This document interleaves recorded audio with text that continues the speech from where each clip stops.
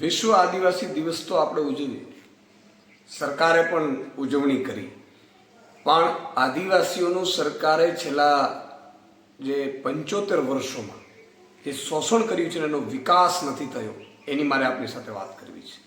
માત્ર દિવસ ઉજવણીથી આપણી અસ્મિતા ટકી રહે વાત સાચી છે, પણ સાચી પરિસ્થિતિ આદિવાસીઓની શું છે? આજે ગુજરાતમાં 30 વર્ષથી ભાજપની સરકાર છે, એના પહેલા 30-40 વર્ષ કોંગ્રેસની સરકાર રહી. આ 70-75 વર્ષમાં આદિવાસીઓની શું વિકાસ થયો? કશું જ નહીં.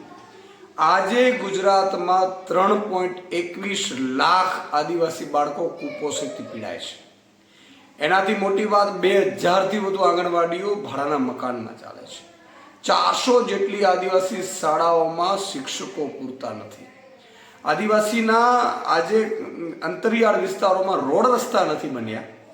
કોઈ ડેડ બોડી હોય અથવા તો કોઈ બીમાર હોય તો જોડીમાં નાખીને કિલોમીટરો સુધી લઈ જવું પડે છે.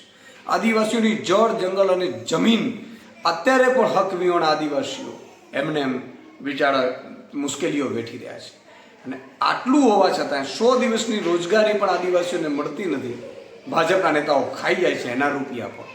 અને મોટી વાત તો એ છે કે જ્યારે આ બધા મુદ્દાઓને આદિવાસી સમાજના હીરો જ્યારે ચેતરભાઈ વસાવા જેવા વ્યક્તિઓ ઉઠાવે ત્યારે આદિવાસી સમાજનો અવાજ દબાવવા આ આદિવાસી સમાજ વિરોધી ભાજપ સરકાર એને ખોટા કેસમાં જેલમાં નાખી દે અને દિવસો સુધી જેલમાં રહે.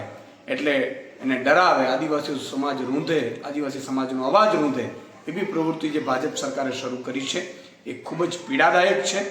આજે આદિવાસીઓ ખૂબ પીડિત રહ્યા છે.